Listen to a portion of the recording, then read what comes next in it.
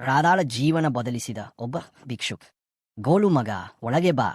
ಬಿಸಿಲು ತುಂಬಾ ಜೋರಾಗಿದೆ. ಓ ರಾಧಾ, ಮಗುವನ್ನು ನಂತರ ನೋಡಿಕೋ. ಮೊದಲು ಎಮ್ಮೆಯ ಹಾಲು ಕರೆದು ಪಾತ್ರೆಗಳನ್ನು ತೊಳೆಯಬೇಕು. ಅದರ ನಂತರ ಅಡುಗೆ ಮನೆಯ ಕೆಲಸವೂ ನೋಡಿಕೊಳ್ಳಬೇಕು. ಹೌದು ಅತ್ತೆ, ಈಗಲೇ ಮಾಡುತ್ತೇನೆ. ಅಮ್ಮ, ನನಗೆ ತುಂಬಾ ಹಸಿವಾಗಿದೆ. ಸ್ವಲ್ಪ ಕಾಯು ಮಗ. ಕೆಲಸ ಮುಗಿದ ತಕ್ಷಣ ನಿನಗೆ ಊಟ ಕೊಡುತ್ತೇನೆ. ರಾಧಾ: ಹೌದು ಮಾವಯ್ಯ, ಬೆಳಗ್ಗಿನಿಂದ ಸಂಜೆಯೇ ಆಗುತ್ತಿದೆ. ಆದರೆ ನಿನ್ನ ಕೆಲಸ ಮಾತ್ರ ಮುಗಿಯುವ ಲಕ್ಷಣವೇ ಕಾಣುತ್ತಿಲ್ಲ. ಒಂದು ಕೆಲಸವನ್ನು ಸಮಯಕ್ಕೆ ಸರಿಯಾಗಿ ಮಾಡಲು ಆಗುವುದಿಲ್ಲವೇ? ರಾತ್ರಿ ಪೂರ್ತಿ ಗೋಲುವಿಗೆ ಜ್ವರ ತುಂಬಾ ಜಾಸ್ತಿಯಾಗಿತ್ತು. ಅದಕ್ಕೆ ಸ್ವಲ್ಪ ತಡವಾಯಿತು. ಇದೊಂದೇ ಕೇಳಬೇಕಾಗಿತ್ತು. ಪ್ರತಿದಿನ ಒಂದಲ್ಲ ಒಂದು ನೆಪ್. ಕೆಲವೊಮ್ಮೆ ಮಗು ಅಸ್ವಸ್ಥ, ಕೆಲವೊಮ್ಮೆ ನೀನೇ ದಣಿದಿದ್ದೀಯಂತೆ. ನಾನು ವಿಶ್ರಾಂತಿ ತೆಗೆದುಕೊಳ್ಳುತ್ತಿಲ್ಲ ಅತ್ತೆ. ಬೆಳಗ್ಗಿನಿಂದ ನಿರಂತರವಾಗಿ ಕೆಲಸ ಮಾಡುತ್ತಿದ್ದೇನೆ. ಇದನ್ನೇ ಕೆಲಸ ಅಂತೀಯ? ತಿನ್ನುವವರು ಇಬ್ಬರು, ಆದರೆ ದುಡಿಯುವವರು ಯಾರೂ ಇಲ್ಲ. ಮಾವಯ್ಯ, ನಾನು ನನ್ನ ಕೈಲಾದಷ್ಟು ಪ್ರಯತ್ನಿಸುತ್ತಿದ್ದೇನೆ. ನಿನ್ನ ಮಗ ಸತ್ತ ದಿನದಿಂದಲೇ ನೀನು ನಮ್ಮ ಮೇಲೆ ಹೊರೆಯಾಗಿ ಬಿದ್ದೆ. ಅತ್ತೆ, ನನ್ನ ಗಂಡನ ಸಾವಿನಲ್ಲಿ ನನ್ನ ತಪ್ಪೇನು?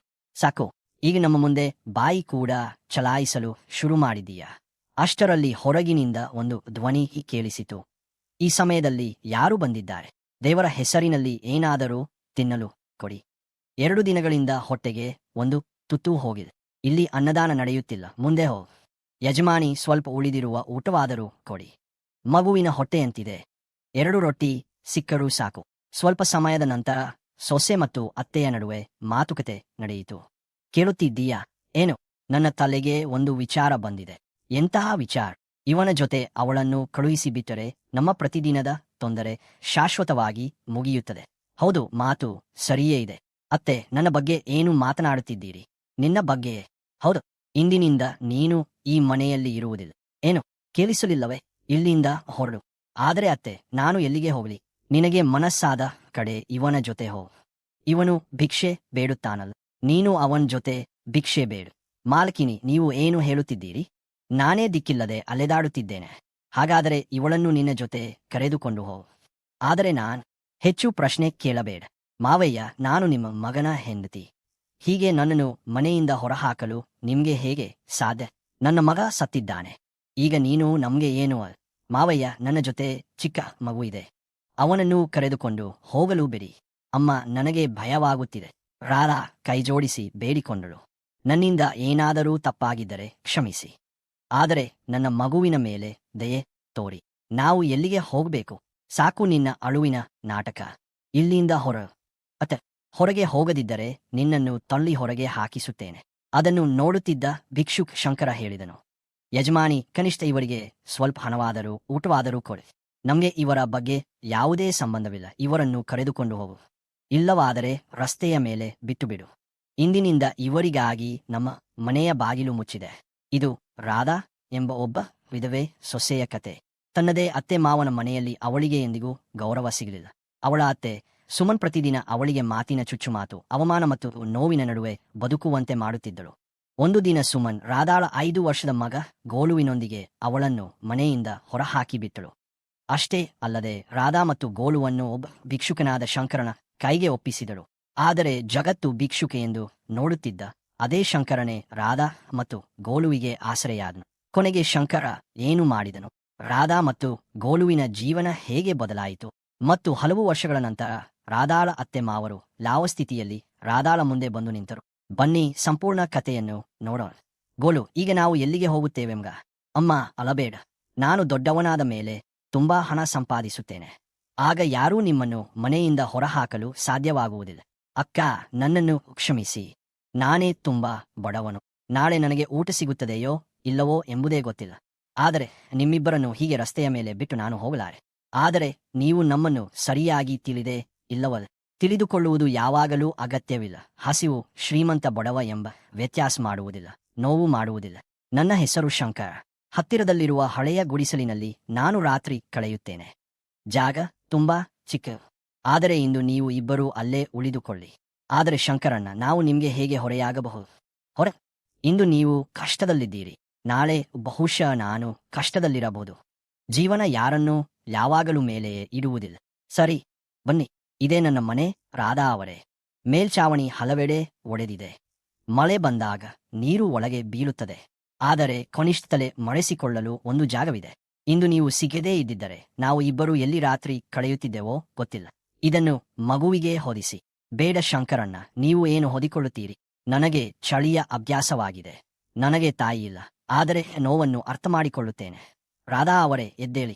ಏನಾಯಿತು? ಪಕ್ಕದ ಬಾವಿಯಿಂದ ನೀರು ತಂದಿದ್ದೇನೆ. ಈಗ ಕುಡಿಯಲು ಇಷ್ಟೇ ಇದೆ. ಊಟಕ್ಕೆ ಏನಾದರೂ ಇದೆ? ರಾಧಾಳ ಮುಖದಲ್ಲಿ ನಿರಾಶೆ ಮೂಡಿತು. ಅರ್ಥವಾಯಿತು. ಇಂದು ಮತ್ತೆ ಹೊರಗೆ ಹೋಗುತ್ತೇನೆ. ಐನಾದರೂ ಭಿಕ್ಷೆ ಸಿಕ್ಕರೆ ರೊಟ್ಟಿ ತರುತ್ತೇನೆ. ಬೇಡ, ಬೇಡವೇ? ನಾನು ನಿಮ್ಮ ಜೊತೆ ಬರುತ್ತೇನೆ. ಭಿಕ್ಷೆ ಬೇಡಿ ಹೊಟ್ಟೆ ತುಂಬಿಸಿಕೊಳ್ಳಬಹುದು. ಆದರೆ ಜೀವನ ಬದಲಾಗುವುದಿಲ್ಲ. ನನ್ನ ಮಗ ಯಾವಾಗಲೂ ಕೈಚಾಚುವುದನ್ನು ನಾನು ನೋಡಲು ಬೇಸುವುದಿಲ್ಲ. ನಮಗೆ ಯಾರೂ ಕೆಲಸ ಕೊಡುತ್ತಾರೆ? ನಮ್ಮ ಬಳಿ ಪರಿಚಯವಿಲ್ಲ, ಮನೆಯ ವಿಳಾಸವಿಲ್ಲ, ಯಾರ ಶಿಫಾರಸೂ ಇಲ್ಲ. ಯಾರಾದರೂ ಒಬ್ಬರು ಕೆಲಸ ಕೊಡುತ್ತಾರೆ. ಯಾರೂ ಕೊಡದಿದ್ದರೆ ಆಗಲೂ ಪ್ರಯತ್ನಿಸುತ್ತೇವೆ. ಯಜಮಾನರೇ, ಯಾವುದಾದರೂ ಕೆಲಸ ಸಿಗಬಹುದೇ? ಸ್ವಚ್ಛತೆ, ಪಾತ್ರೆ ತೊಳೆಯುವುದು ಏನಾದರೂ ಮಾಡುತ್ತೇನೆ. ಇಲ್ಲ ಅಕ್ಕ, ಇಲ್ಲಿ ಯಾವುದೇ ಕೆಲಸ ಖಾಲಿ ಇಲ್ಲ. ಯಜಮಾನರೇ, ಚಿಕ್ಕಪುಟ್ಟ ಕೆಲಸವಾದರೂ ಕೊಡಿ. ಮೊದಲು ನಿನ್ನನ್ನೇ ನೋಡು. ಇಲ್ಲಿ ಕೆಲಸ ಮಾಡುವವರು ಬೇಕು, ಭಿಕ್ಷೆ ಬೇಡುವವರು ಬೇಡ. ನಾವು ಭಿಕ್ಷೆ ಕೇಳುತ್ತಿಲ್ಲ, ಕೆಲಸ ಕೇಳುತ್ತಿದ್ದೇವೆ. ಏನು ಹೇಳಬೇಕೋ ಹೊರಗೆ ಹೋಗಿ ಹೇಳು. ಗ್ರಾಹಕರು ನೋಡುತ್ತಿದ್ದಾರೆ. ಪಾತ್ರೆ ತೊಳೆಯುವ ಕೆಲಸ ಕೊಡಿ. ಬೆಳಗ್ಗಿನಿಂದ ರಾತ್ರಿ ತನಕ ಕೆಲಸ ಮಾಡುತ್ತೇನೆ. ನೀನು? ಹೌದು, ನಿನ್ನನ್ನು ನೋಡಿದರೆ ಜನರು ಊಟವನ್ನೇ ಬಿಟ್ಟು ಹೋಗುತ್ತಾರೆ. ಶಂಕರ ಶಾಂತವಾಗಿ ಹೇಳಿದನು. ಯಜಮಾನ ಹಸಿವು ಜಾತಿ, ಬಟ್ಟೆ ಅಥವಾ ಹಣವನ್ನು ನೋಡಿ ಬರುವುದಿಲ್ಲ. ಹೆಚ್ಚು ಜ್ಞಾನ ಹೇಳಬೇಡ. ಇಲ್ಲಿಂದ ಹೊರಡು. ಅಮ್ಮ, ಏನಾಯಿತು ಮಗ? ತುಂಬಾ ಹಸಿವಾಗಿದೆ. ಸ್ವಲ್ಪ ಸಹಿಸು ಮಗ. ಆ ದಿನವೂ ಅವರಿಗೆ ಕೆಲಸ ಸಿಗಲಿಲ್ಲ. ಇಂದು ಕೂಡ ಏನೂ ಸಿಗಲಿಲ್ಲ. ಒಂದು ಸ್ಥಳದಲ್ಲೂ ಹೌದು ಎಂದು ಹೇಳಲಿಲ್ಲ. ಸ್ವಲ್ಪ ಸಮಯ ಮೌನವಾಗಿದ್ದ ಶಂಕರ ಹೇಳಿದನು. ಹೌದು, ಯಾರೂ ನಮಗೆ ಕೆಲಸ ಕೊಡದಿದ್ದರೆ ನಾವೇ ನಮ್ಮ ಕೆಲಸ ಶುರು ಮಾಡಬಾರದೆ? ನಮ್ಮದೇ ಕೆಲಸ. ಹೌದು, ಆದರೆ ನಮ್ಮ ಬಳಿ ಹಣ ಎಲ್ಲಿದೆ? ತುಂಬಾ ಹಣ ಬೇಕಾಗಿಲ್ಲ. ಇಲ್ಲಿ ಗೋಲುವಿಗೆ ಒಂದು ರೊಟ್ಟಿ ಕೊಡಲು ಸಹ ಹಣವಿಲ್ಲ. ನಿಮ್ಗೆ ಚಹಾ ತುಂಬಾ ಚೆನ್ನಾಗಿ ಮಾಡಲು ಬರುತ್ತದೆ. ಹೌದು, ರಸ್ತೆಯ ಬದಿಯಲ್ಲಿ ಒಂದು ಚಿಕ್ಕ ಚಹಾ ಅಂಗಡಿ. ನನ್ನ ಬಳಿ ಇರುವುದು ಇಷ್ಟೇ. ಇವನ್ನು ಮಾರಿಬಿಡೋ. ರಾಧಾ ಅವರೇ, ಇದು ನಿಮ್ಮ ಕೊನೆಯ ನೆನಪು. ನೆನಪು ಹೊಟ್ಟೆ ತುಂಬಿಸುವುದಿಲ್ಲ ಶಂಕರಣ್ಣ. ಇದು ನನ್ನ ಗಂಡ ಕೊಟ್ಟ ಕೊನೆಯ ವಸ್ತು. ಆದರೆ ನನ್ನ ಮಗ ಹಸಿದಿದ್ದಾನೆ. ಅವನ ಮುಂದೆ ಈ ಕಿವಿಯೋಲೆಗಳಿಗೆ ಅಷ್ಟು ಬೆಲೆ ಇಲ್ಲ. ಶಂಕರ ಸ್ವಲ್ಪ ಯೋಚಿಸಿ ಹೇಳಿದನು. ಸರಿ, ಆದರೆ ನನ್ನದು ಒಂದು ಷರತ್ತು. ಎಂತಹ ಷರತ್ತು? ನಾವಿಬ್ಬರೂ ಸಮಾನವಾಗಿ ದುಡಿಯಬೇಕು. ಗಳಿಸುವ ಹಣದಲ್ಲಿ ಅರ್ಧ ನಿಮ್ಮದು, ಅರ್ಧ ನನ್ನದು. ನೀವು ನನ್ನ ಮೇಲೆ ಉಪಕಾರ ಮಾಡುತ್ತಿದ್ದೀರಿ. ಇಲ್ಲ, ನಾನು ನಿಮ್ಮ ಜೊತೆಗಾರನಾಗುತ್ತಿದ್ದೇನೆ. ಒಪ್ಪಿದೆ. ರಾಧಾ, ಯಾರಾದರೂ ನಮ್ಮನ್ನು ಇಲ್ಲಿಂದ ಓಡಿಸಿದರೆ ಆಗ ಬೇರೆ ಜಾಗದಲ್ಲಿ ಕುಳಿತುಕೊಳ್ಳೋಣ. ಯಾರೂ ಚಹಾ ಕುಡಿಯದಿದ್ದರೆ ನಾಳೆ ಮತ್ತೆ ಪ್ರಯತ್ನಿಸೋಣ. ಆರಂಭ ಚಿಕ್ಕದಾಗಿದೆ, ಆದರೆ ಇದು ನಮ್ಮದೇ. ಶಂಕರನ್: ಹೌದು, ಇಂದು ಒಂದು ಕಪ್ ಕೂಡ ಮಾರಾಟವಾಗಲಿಲ್ಲ. ಪರವಾಗಿಲ್ಲ, ಮೊದಲ ದಿನವಲ್ಲವೇ? ಒಂದು ಕಪ್ ಚಹಾ ಎಷ್ಟು? 5 ರೂಪಾಯಿ. ಶಂಕರಣ್ಣ: ಒಂದು ಕಪ್ ಮಾರಾಟವಾಯಿತು. ನೋಡಿದೆಯಾ, ಆರಂಭವಾಗಿದೆ. ಕೆಲವೊಮ್ಮೆ 2 ಕಪ್ ಮಾರಾಟವಾಗುತ್ತಿತ್ತು, ಕೆಲವೊಮ್ಮೆ 5 ಕಪ್, ಮತ್ತೆ ಕೆಲವು ದಿನ ಇಡೀ ದಿನದಲ್ಲೂ ಒಂದೇ ಒಂದು ಕಪ್ ಮಾರಾಟವಾಗುತ್ತಿರಲಿಲ್ಲ. ಆದರೂ ರಾಧಾ ಮತ್ತು ಶಂಕರ ಸೋಲನ್ನು ಒಪ್ಪಿಕೊಳ್ಳಲಿಲ್ಲ. ಅಮ್ಮ, ತುಂಬಾ ಹಸಿವಾಗಿದೆ. ಸ್ವಲ್ಪ ಕಾಯು ಮಗ. ನಾಳೆ ಖಂಡಿತ ಒಳ್ಳೆಯ ದಿನವಾಗುತ್ತದೆ. ಶಂಕರ ಮನಸ್ಸಿನಲ್ಲಿ ಯೋಚಿಸಿದನು. ನನ್ನ ಜೊತೆ ಬಂದು ಇವರು ಇನ್ನಷ್ಟು ಕಷ್ಟಕ್ಕೆ ಸಿಲುಕಿದ್ದಾರೆ. ಬಹುಶಃ ನಾನು ಇವರನ್ನು ಬಿಟ್ಟು ಬಿಡಬೇಕು. ಆದರೆ ತಕ್ಷಣವೇ ಅವನ ಮನಸ್ಸು ಬದಲಾಯಿತು. ಇಲ್ಲ, ಏನೇ ಆಗಲಿ ಈ ಇಬ್ಬರನ್ನು ಹಸಿವಿನಿಂದ ಮಲಗಲು ಬಿಡುವುದಿಲ್ಲ. 2 ವಾರಗಳು ಕಳೆದವು.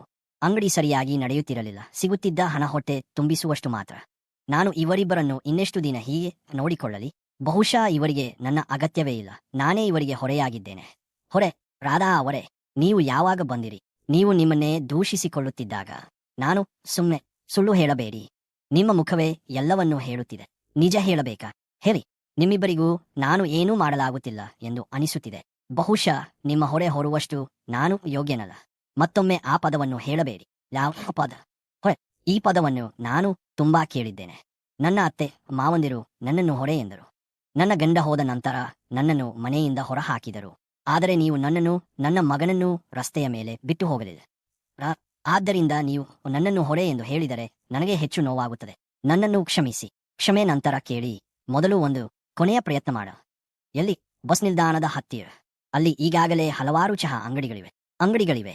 ಆದರೆ ನಮ್ಮ ಚಹಾ ವಿಭಿನ್ನವಾಗಿರುತ್ತದೆ. ಹೇಗೆ? ಶುಂಠಿ ಮತ್ತು ಏಲಕ್ಕಿ ಚಹಾ. ಅದರ ಪರಿಮಳ ಬಂದರೆ ಜನರೇ ತಿರುಗಿ ಬರುತ್ತಾರೆ. ಸರಿ, ಒಂದು ಕೊನೆಯ ಪ್ರಯತ್ನ. ಅದೃಷ್ಟ ಬದಲಿಸಿದ ಚಹಾ. ಶಂಕರ: ಶುಂಠಿಯನ್ನು ಇನ್ನೂ ಸ್ವಲ್ಪ ಇಷ್ಟು. ಹೌದು, ಅದರ ಪರಿಮಳ ದೂರದವರೆಗೂ ಹೋಗಬೇಕು. ಅಷ್ಟರಲ್ಲಿ ಒಬ್ಬ ಗ್ರಾಹಕ ಕೇಳಿದನು, ಅಯ್ಯೋ, ಇಷ್ಟು ಒಳ್ಳೆಯ ಪರಿಮಳ ಎಲ್ಲಿಂದ ಬರುತ್ತಿದೆ? ಇಲ್ಲಿ ಬನ್ನಿ ಸಾರ್, ಬಿಸಿ ಬಿಸಿ ಚ 1 ಕಪ್ ಕೊಡಿ. ಈಗಲೇ ಕೊಡುತ್ತೇನೆ. ಅಯ್ಯೋ, ತುಂಬಾ ಚೆನ್ನಾಗಿದೆ, ನಿಜವಾಗಿಯೂ ತುಂಬಾ ಚೆನ್ನಾಗಿದೆ. ನಾಳೆಯಿಂದ ನನ್ನ ಚಹಾ ಇಲ್ಲಿಯೇ. ನೋಡಿದೆಯಾ ಏನು? ಶ್ರಮ ಕೆಲವೊಮ್ಮೆ ತಡವಾಗಿ ಫಲ ಕೊಡುತ್ತದೆ, ಆದರೆ ಖಂಡಿತ ಫಲ ಕೊಡುತ್ತದೆ. 1, 2, 3, 8 ಕಪ್. ಇಂದು 8 ಕಪ್ ಮಾರಾಟವಾಯಿತೆ. ಹೌದು, ಇಂದು ಮೊದಲ ಬಾರಿಗೆ ಖರ್ಚು ತೆಗೆದ ನಂತರ ಸ್ವಲ್ಪ ಹಣ ಉಳಿದಿದೆ. ಗೋಲು, ಹೌದು ಅಮ್ಮ, ಇಂದು ನಿನಗೆ ಹೊಟ್ಟೆ ತುಂಬ ಊಟ ಮಾಡುತ್ತೇನೆ. ನಿಜವಾಗಿಯೇ? ಹೌದು ಮಗ. ಭಿಕ್ಷುಕ್, ಸಾಮಾನುಗಳನ್ನು ತೆಗೆದುಕೊಂಡು ಇಲ್ಲಿಂದ ಹೊರಡು. ಆದರೆ ಅಣ್ಣ, ನಾವು ಹಲವು ದಿನಗಳಿಂದ ಇಲ್ಲಿ ಕುಳಿತಿದ್ದೇವೆ. ನೀವು ಇದುವರೆಗೆ ಎಂದು ತಡೆಯಲಿಲ್ಲ. ಈಗ ತಡೆಯುತ್ತಿದ್ದೇನೆ. ನಮ್ಮಿಂದ ಏನಾದರೂ ತಪ್ಪಾಗಿದೆ. ತಪ್ಪು ಏನೆಂದರೆ, ಈಗ ನನಗೆ ಈ ಜಾಗ ಬೇಕು. ನಾಳೆಯೊಳಗೆ ನಿಮ್ಮ ಅಂಗಡಿ ಇಲ್ಲಿ ಇರಬಾರದು. ಆದರೆ ನಾವು ಎಲ್ಲಿಗೆ ಹೋಗಬೇಕು? ಅದು ನಿಮ್ಮ ಸಮಸ್ಯೆ. ಅಣ್ಣ, ನಾವು ಬಡವರು, ಆದರೆ ದುಡಿದು ತಿನ್ನುತ್ತಿದ್ದೇವೆ. ಯಾರ ಹಕ್ಕನ್ನು ಕಸಿದುಕೊಳ್ಳುತ್ತಿಲ್ಲ. ನನಗೆ ಹೆಂಗಸರ ಮಾತು ಕೇಳುವ ಆಸೆ ಇದೆ. ನಾಳೆ ಈ ಅಂಗಡಿಯಲ್ಲಿ ಕಂಡರೆ ನಿಮ್ಮ ಸಾಮಾನುಗಳನ್ನು ರಸ್ತೆಗೆ ಎಸೆದು ಬಿಡುತ್ತೇನೆ. ಮತ್ತೆ ಅವರಿಗೆ ಹೊಸ ಜಾಗ ಹುಡುಕಬೇಕಾಯಿತು.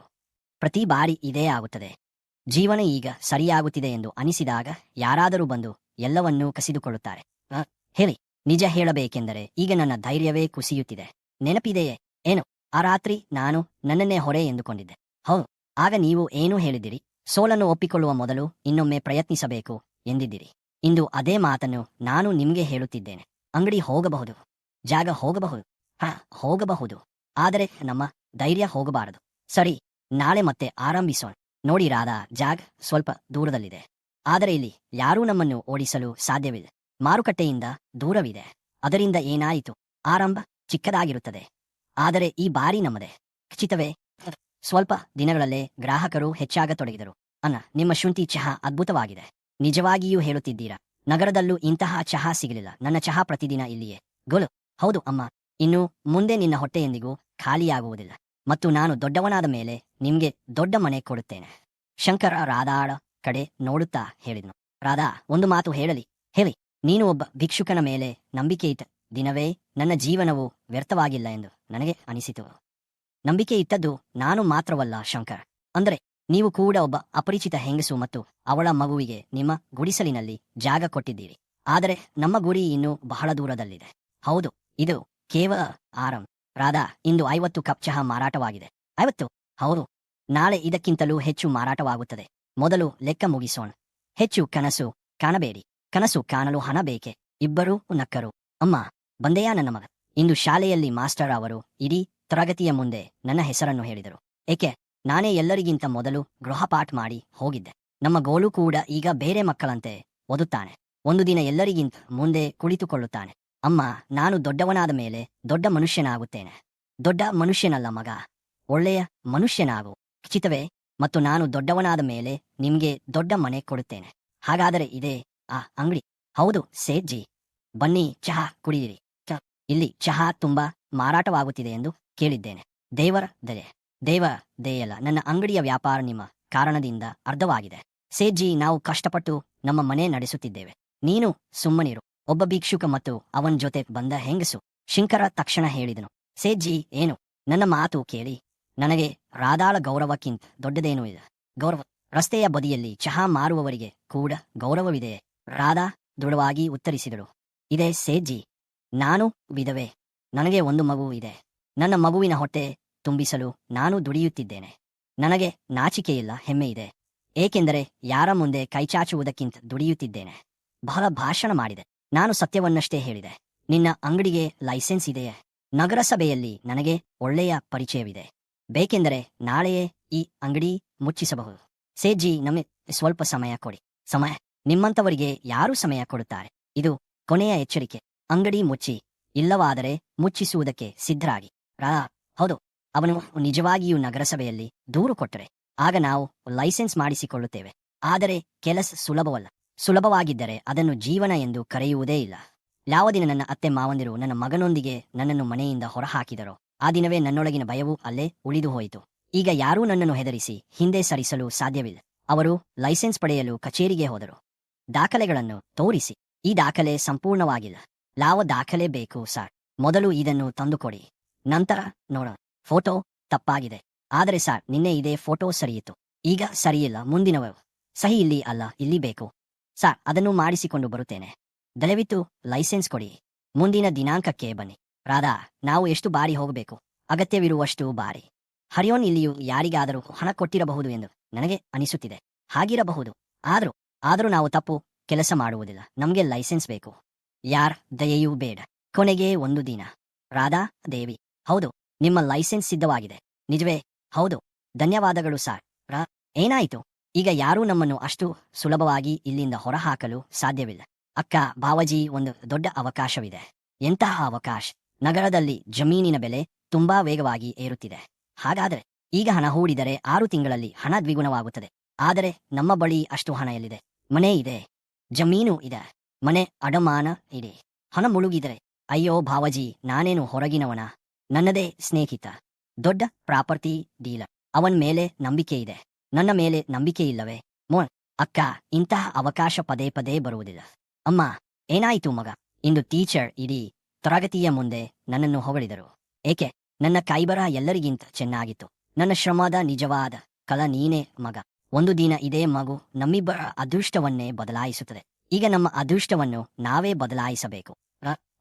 ಇಂದು 5ನೇ ವೇತನನ್ನು ಕೆಲಸಕ್ಕೆ ತೆಗೆದುಕೊಂಡಿದ್ದೇನೆ. 5ನೇಯವನ? ಹೌದು. ಈಗ ಕೆಲಸ ಎಷ್ಟು ಹೆಚ್ಚಾಗಿದೆ ಎಂದರೆ ನಮ್ಮಿಬ್ಬರಿಂದ ಮಾತ್ರ ನಿರ್ವಹಿಸಲು ಸಾಧ್ಯವಾಗುತ್ತಿದೆ. ಒಂದು ಕಾಲದಲ್ಲಿ ನಮ್ಮ ಬಳಿ 1 ಕಪ್ ಚಹಾ ಮಾರಾಟ ಮಾಡಲು ಹಣವಿರಲಿಲ್ಲ. ಇಂದು ಜನರು ನಮ್ಮ ಚಹಾ ಕುಡಿಯಲು ಬರುತ್ತಿದ್ದಾರೆ. ಅಮ್ಮ, ಏನಾಯಿತು ಮಗ? ನನ್ನ ಫಲಿತಾಂಶ ಬಂದಿದೆ. ಎಷ್ಟು ಅಂಕ ಬಂದಿದೆ? ಇಡೀ ತರಗತಿಯಲ್ಲಿ 3ನೇ ಸ್ಥಾನ. ನನ್ನ ಮಗ ಮಾಡಬಲ್ಲನೆಂದು ನನಗೆ ಗೊತ್ತಿತ್ತು. ಅಮ್ಮ, ನಾನು ದೊಡ್ಡವನಾದ ಮೇಲೆ ಡಾಕ್ಟರ್ ಆಗುತ್ತೇನೆ. ಖಂಡಿತ ಆಗುತ್ತೀಯ. ಬಡವರಿಗೆ ಉಚಿತ ಚಿಕಿತ್ಸೆ ಕೊಡಬೇಕು.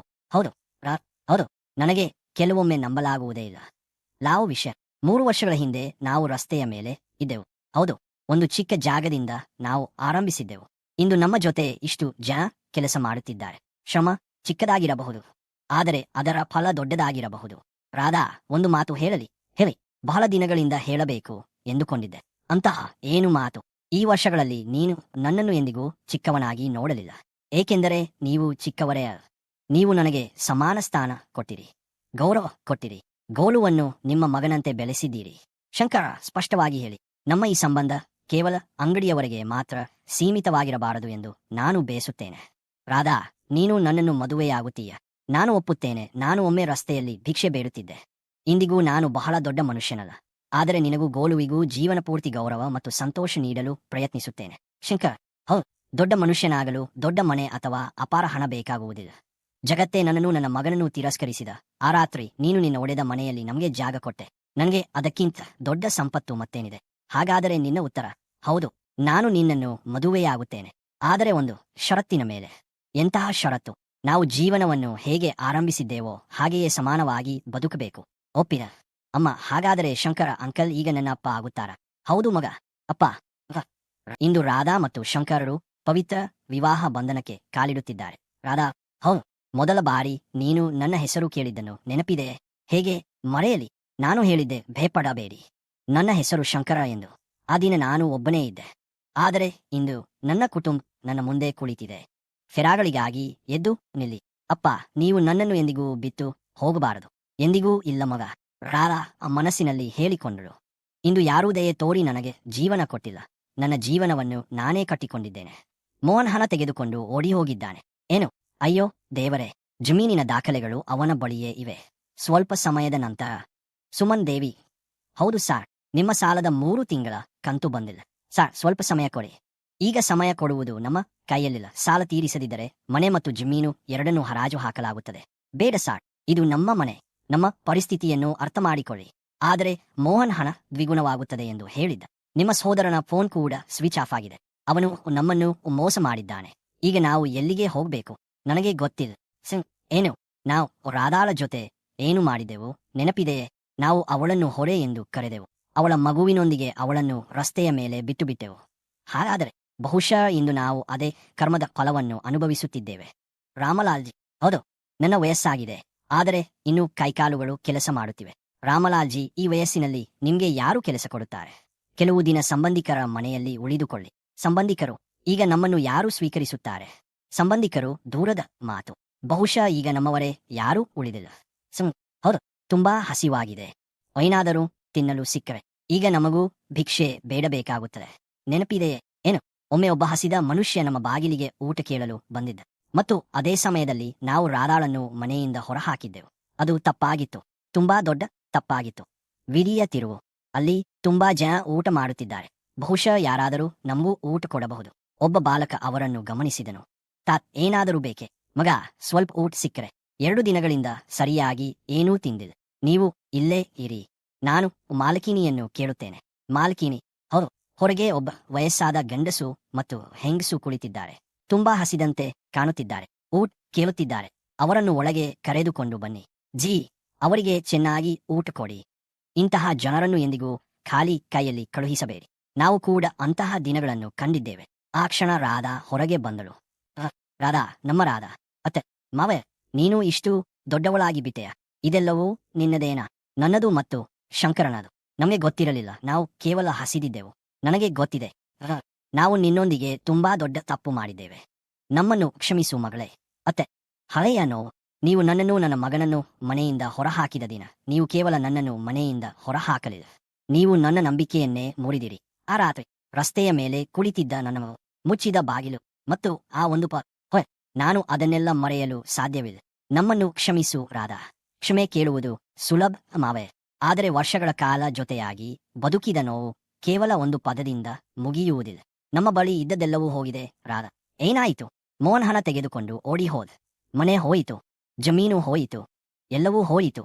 ಇಂದು ನಮ್ಮ ಬಳಿ ಏನೂ ಇಲ್ಲ. ಆದರೆ ನೀವು ಕೂಡ ಆಗ ಬೇರೆ ಯಾರ ಬಗ್ಗೆಯೂ ಯೋಚಿಸಲಿಲ್ಲ. ನನ್ನನ್ನು, ನನ್ನ ಮಗನನ್ನು ಹೀಗೆಯೇ ಒಂಟಿಯಾಗಿ ಬಿಟ್ಟು ಬಿಟ್ಟಿದ್ದಿರಿ. ಗೋಲುವಿಗೆ ಸತ್ಯ ತಿಳಿಯುತ್ತದೆ. ಅಮ್ಮ, ಇವರು ಯಾರು? ಮಗ, ಇವರು ನಿನ್ನ ತಾತಾಜಿ, ನನ್ನ ಮೊಮ್ಮ. ದೇವರೇ, ನಮ್ಮನ್ನು ಕ್ಷಮಿಸು. ಎಷ್ಟು ದೊಡ್ಡವನಾಗಿ ಬಿಟ್ಟಿದ್ದಾನೆ. ಅಮ್ಮ, ಈಗ ಏನೂ ಕೇಳಬೇಡ ಮವ. ರಾಧಾ ತನ್ನ ಮಾವನ ಕಡೆ ನೋಡಿದಳು. ಮಾವಯ್ಯ, ಕೈಜೋಡಿಸಬೇಡಿ. ನೀನು ನಮ್ಮನ್ನು ಕ್ಷಮಿಸಬಲ್ಲೆಯ? ನಾನು ಇಂದು ಕೂಡ ಆ ಎಲ್ಲವನ್ನು ಮರೆತಿಲ್ಲ. ಬಹುಶಃ ಎಂದಿಗೂ ಸಂಪೂರ್ಣವಾಗಿ ಮರೆಯಲಾರೆ. ಆದರೆ ನಾನು ನಿಮ್ಮನ್ನು ರಸ್ತೆಯ ಮೇಲೆ ಬಿಟ್ಟು ಹೋಗಲು ಸಾಧ್ಯವಿಲ್ಲ. ಏಕೆಂದರೆ ನಾನು ಕೂಡ ನಿಮ್ಮೊಂದಿಗೆ ಅದೇ ರೀತಿ ಮಾಡಿದರೆ ನಿಮ್ಮ ಮತ್ತು ನನ್ನ ನಡುವೆ ವ್ಯತ್ಯಾಸವೇನು ಉಳಿಯುತ್ತದೆ? ರಾಬಾದ ಹಿಂದೆ ಒಂದು ಕೋಣೆ ಖಾಲಿ ಇದೆ. ಏನು? ಅಲ್ಲಿ ಉಳಿಯಬಹುದು. ಊಟವೂ ಇಲ್ಲಿಯೇ ಸಿಗುತ್ತದೆ. ಮಾವಯ್ಯ ಬೇಸಿದರೆ ಲೆಕ್ಕಪತ್ರದ ಕೆಲಸದಲ್ಲಿ ನನಗೆ ಸಹಾಯ ಮಾಡಬಹುದು. ಅತ್ತೆ ಅಡುಗೆ ಮನೆಯಲ್ಲಿ ಸಹಾಯ ಮಾಡಬಹುದು. ಆದರೆ ಒಂದು ವಿಷಯ ಸ್ಪಷ್ಟ. ಏನು ಮಗಳೇ? ಇಲ್ಲಿ ಯಾರೂ ಯಾರ ಮೇಲೂ ತಮ್ಮ ಹಕ್ಕು ಚಲಾಯಿಸುವಂತಿಲ್ಲ. ಅತ್ತೆ ಮಾವನ ಹಕ್ಕು ಇಲ್ಲ, ಸೊಸೆ ಎಂಬ ಹಕ್ಕು ಕೂಡ ಇಲ್ಲ. ಇಲ್ಲಿ ಎಲ್ಲರೂ ಸಮಾನರು. ಒಪ್ಪಿದ? ಈಗ ನಮಗೆ ಏನನ್ನೂ ಕೇಳುವ ಹಕ್ಕು ಕೂಡ ಇಲ್ಲ. ರಾಧಾ ಸರಿಯಾದ ನಿರ್ಧಾರ ತೆಗೆದುಕೊಂಡಿದ್ದಾಳೆ. ಸಂಬಂಧ ಮುರಿಯಬಹುದು, ಆದರೆ ಮಾನವೀಯತೆ ಮುರಿಯಬಾರದು. ಗೋಲುವಿನ ಪ್ರಶ್ನೆ. ಅಮ್ಮ, ಹೌದು ಮಗ, ನೀವು ಇವರನ್ನು ನಿಮ್ಮ ಜೊತೆ ಇರಿಸಿಕೊಂಡಿದ್ದೀರಿ. ಹೌದು, ಆದರೆ ಇವರು ನಿಮ್ಮೊಂದಿಗೆ ತುಂಬಾ ಕೆಟ್ಟದಾಗಿ ವರ್ತಿಸಿದ್ದರು ಅಲ್ಲವೇ? ವರ್ತಿಸಿದ್ದರು ಮಗ. ಆಮೇಲೆ ನೀವು ಇವರನ್ನು ಕ್ಷಮಿಸಿದ್ದೀರಾ? ಇಲ್ಲ. ಕ್ಷಮಿಸುವುದು ಮತ್ತು ಆಸರೆ ನೀಡುವುದು ಎರಡೂ ಬೇರೆ ವಿಷಯಗಳು. ನಾನು ಅನುಭವಿಸಿದ ನೋವನ್ನು ಸುಳ್ಳು ಎಂದು ಹೇಳುವುದಿಲ್ಲ. ಆದರೆ ಯಾರಾದರೂ ಮಾಡಿದ ಕೆಲಸದ ಕಾರಣದಿಂದ ನಾನು ಕೆಟ್ಟವಳಾಗಲು ಬೇಸುವುದಿಲ್ಲ. ಅಮ್ಮ, ನೀವು ತುಂಬಾ ಒಳ್ಳೆಯವರು. ಅಂತಿಮ ಅರಿವು. ರಾಮಲಾಲ್ಜಿ. ಹೌದು, ನಾವು ಹೊರೆ ಎಂದುಕೊಂಡಿದ್ದವಳೆ ಇಂದು ನಮ್ಮ ಆಸರೆಯಾಗಿದ್ದಾಳೆ. ಹೌದು ಸುಮನ್, ತಪ್ಪು ನಮ್ಮದೇ. ಶಿಕ್ಷೆಯನ್ನು ನಾವು ತಾವೇ ಆರಿಸಿಕೊಂಡಿದ್ದೆವು. ಏನು ಯೋಚಿಸುತ್ತಿದ್ದೀಯ? ಇದೇ ಏನು? ಕೆಲವೊಮ್ಮೆ ಜೀವನ ನಮ್ಮಿಂದ ತುಂಬಾ ವಿಷಯಗಳನ್ನು ಕಸಿದುಕೊಂಡು ದೊಡ್ಡ ಪಾಠ ಕಲಿಸುತ್ತದೆ. ಆ ರಾತ್ರಿ ನನ್ನ ಬಳಿ ಮನೆ ಇರಲಿಲ್ಲ, ಹಣ ಇರಲಿಲ್ಲ, ಗುರುತು ಇರಲಿಲ್ಲ. ಆದರೆ ಇಂದು ನನ್ನ ಬಳಿ ನನ್ನದೇ ಮನೆ ಇದೆ, ನನ್ನದೇ ಕೆಲಸ ಇದೆ ಮತ್ತು ನನ್ನದೇ ಕುಟುಂಬವಿದೆ. ನಾನು ಒಂದು ವಿಷಯ ಕಲಿತಿದ್ದೇನೆ. ಕ್ಷಮಿಸುವುದು ಕಡ್ಡಾಯವಲ್ಲ, ಆದರೆ ಮಾನವೀಯತೆಯನ್ನು ಬಿಟ್ಟುಬಿಡುವುದು ಅಗತ್ಯವಲ್ಲ.